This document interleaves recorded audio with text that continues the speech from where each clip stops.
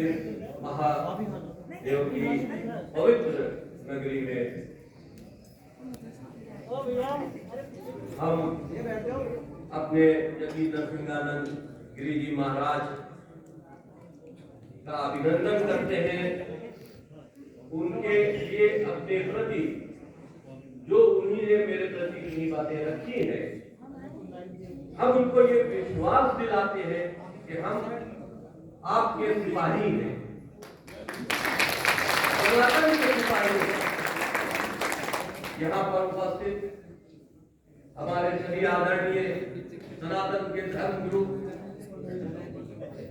मैं सबके चरणों में प्रणाम करते हुए अपनी बात को शुरू करता हूं। देखिए,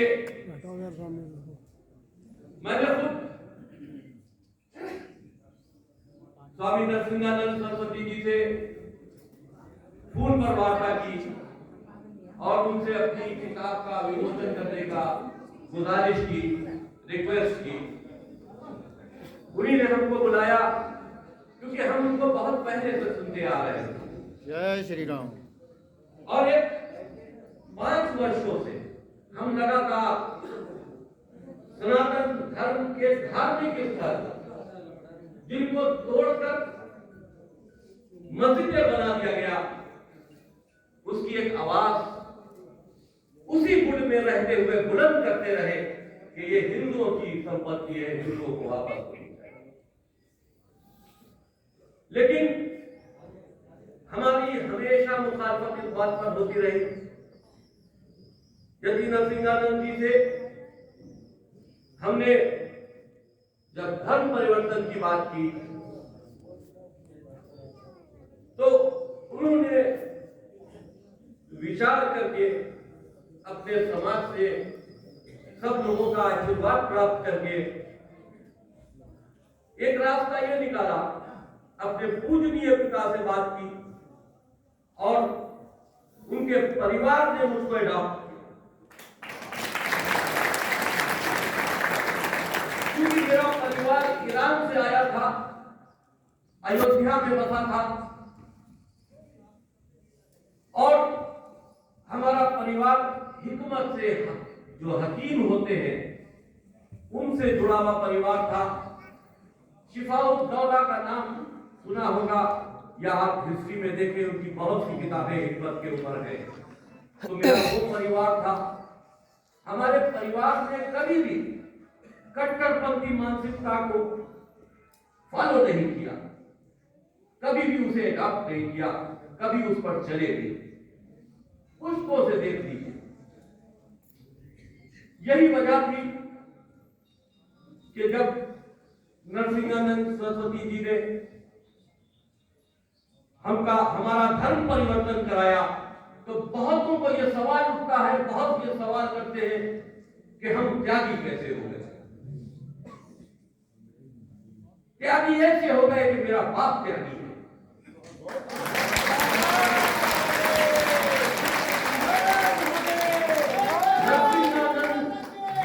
महाराज जैसे बहादुर इंसान को जिसने जन्म दिया है वो मेरा बाप।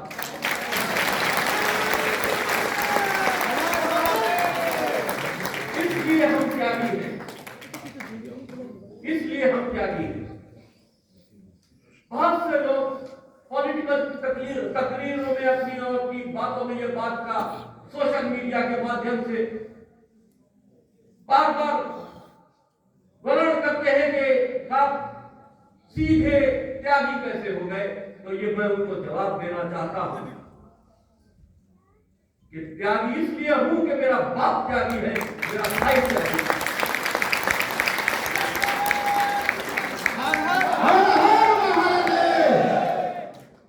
देखिए, मैं धर्म से, जब मैं इस्लाम में था, मैं इस्लाम को एक धर्म नहीं मानता और नाइट वे में मोहम्मद द्वारा क्रिएट किया हुआ वो एक आतंकी गुट है।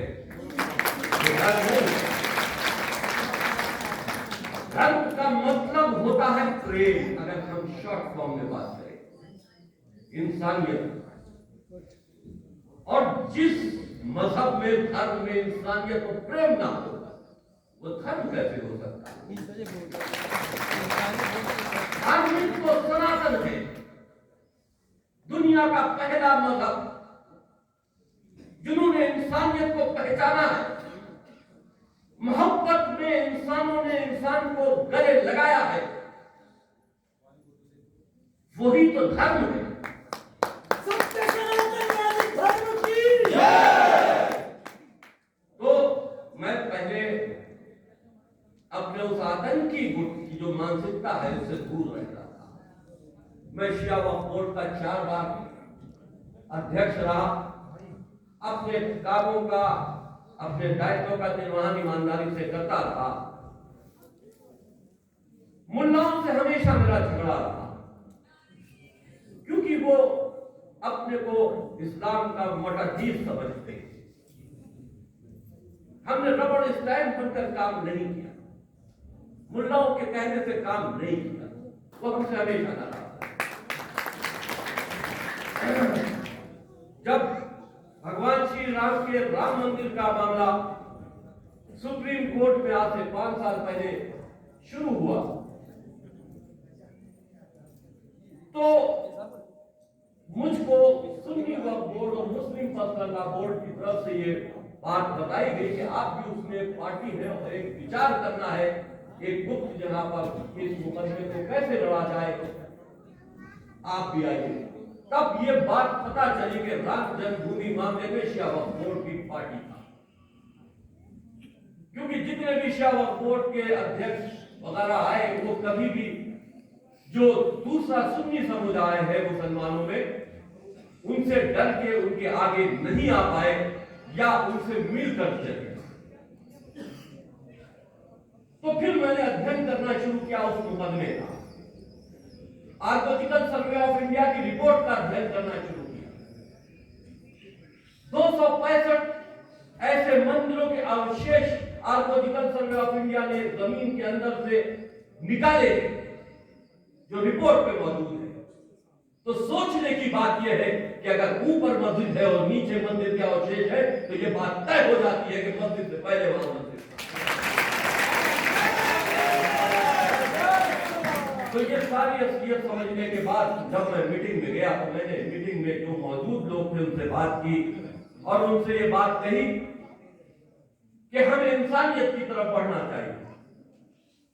अब इस मुकदमेबाजी को खत्म कीजिए, हिंदुओं की एक कमेटी से बात कीजिए और ये जमीन जो भगवान श्री राम का जन्म स्थान है ये उनको वापस सौंप दीजिए और गले सब मौके से फैसला।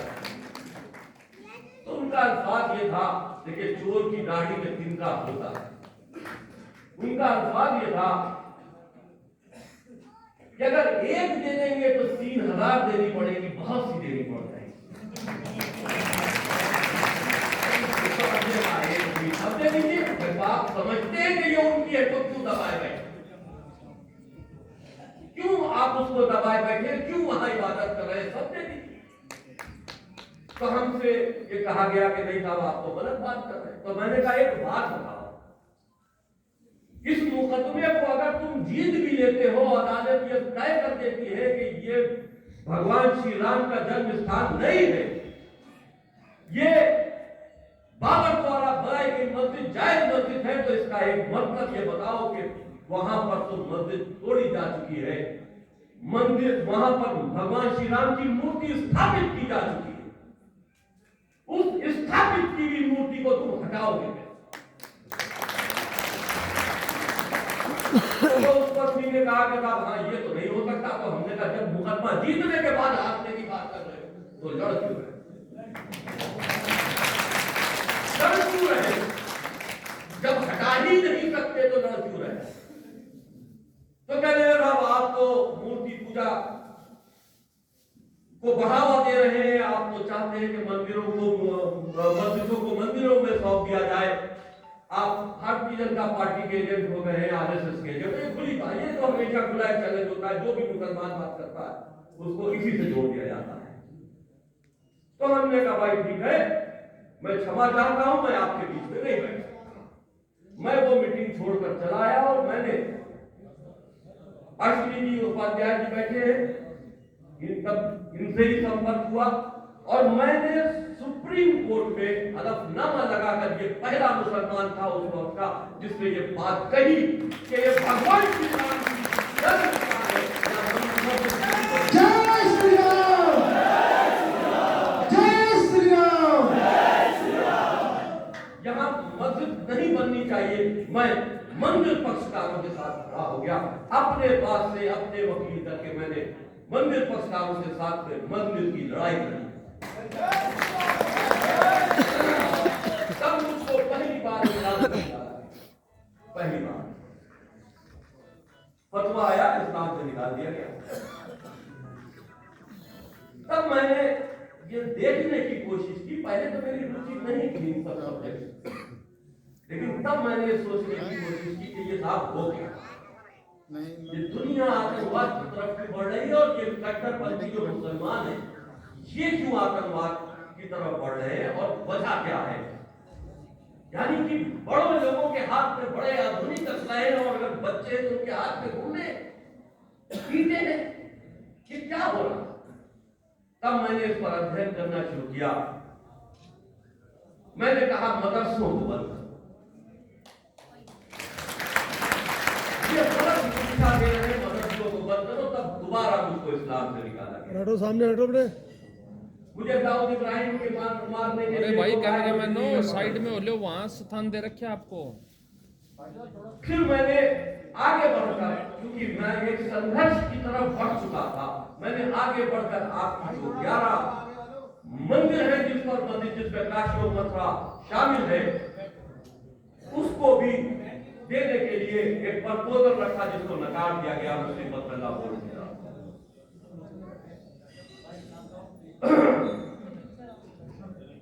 ये सिलसिला जारी रहा और कत्ल के फतवे भी जारी रहे। मैं उससे डरा नहीं, क्योंकि मुझको ये लगा कि मैं एक सही बात के लिए संघर्ष कर रहा हूं और हक बात बोलने के लिए और हक बात के लिए संघर्ष करने के लिए अगर आप में वो कायम होते हैं जो उससे मुंह मोड़ते हैं। आप यकीन मानिए, ये 6 दिसंबर आपके लिए गर्व का दिन है। आप में एकजुटता पैदा हुई थी, थोड़े से आप एकजुट हुए थे, आपने उस ढांचे को गिरा दिया। वो कानून अपराध होगा, लेकिन आपने इकट्ठा होकर उस ढांचे को गिरा दिया। अगर वो ढांचा गिरा ना होता तो आज भी अदालतें इस मामले पर फैसला नहीं देती। जय श्री राम, जय श्री राम। सबसे बड़ा सवाल यह पैदा होता कि वहां पर जो ढांचा बना हुआ है उसको हटाया कैसे जाए, शांति भंग हो जाएगी। आज यही सवाल होता और आज आपका राम मंदिर वहां बन नहीं रहा होता। आज भी क्या आपने हिम्मत दिखाई थी जो जमीन खाली हुई थी, और दूसरे जितने भी मामले हैं उसमें हमको एकजुट होकर हिम्मत दिखानी पड़ेगी। हर हर महादेव।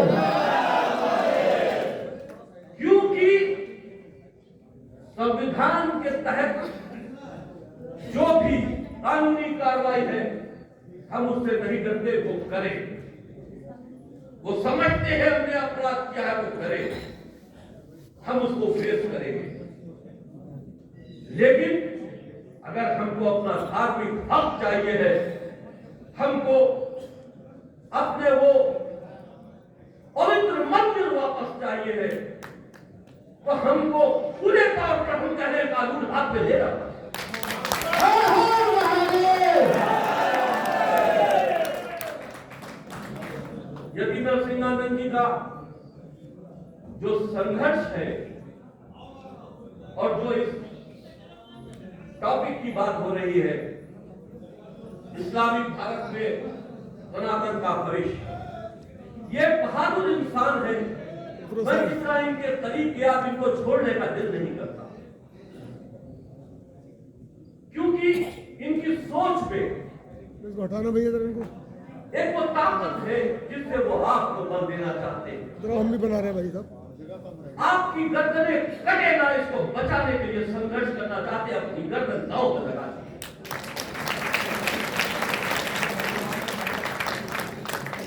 हर सनातनी को उनकी ढाल बनना चाहिए। हम तो उनके सिपाही हैं। देखिए, इस्लाम के बारे में मैंने बहुत पढ़ा। मैं थोड़ा बहुत ज्यादा दूंगा अगर कोई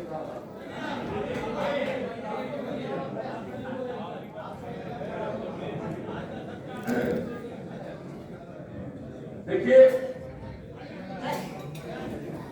अरब में जब 1400 साल पहले मोहम्मद ने जन्म लिया, तो आप ये समझ लीजिए तब से दुनिया की तबाही का दिन शुरू हो गया। मोहम्मद एक पाखंडी था।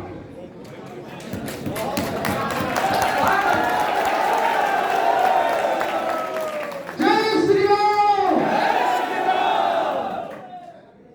वो अहंकारी था, पागल था। मैंने फेंक दिया है इसलिए कह रहा हूं और जवाब देना जानता हूं। हमने तमाम मुल्लों को चैलेंज दिया था कि जो मैंने किताब मोहम्मद की है ऊपर आके हमसे बात करो।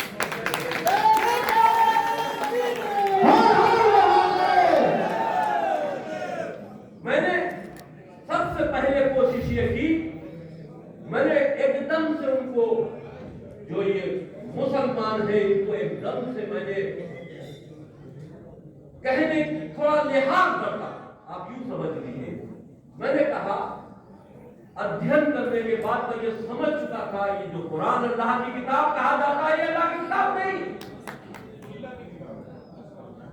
तो मैंने उसमें से सिर्फ वो आयतें निकाली जिनको 26 आयतें कहा जाता है, वो आयतें उनमें से चिन्हित की जिसमें काफिरों को मारने की और मार देने की और उनके हक छीनने की, बंटवारे की बात की। ये 26 आयतें वो हैं। और काफिर कौन? जो अल्लाह को अल्लाह न माने, जो मोहम्मद को अल्लाह का रसूल न माने, जो अल्लाह की आयतों से इनकार करे, उसको काफिर कहते हैं। यानी कि सनातन धर्म के मानने वाले मुसलमानों की निगाहों में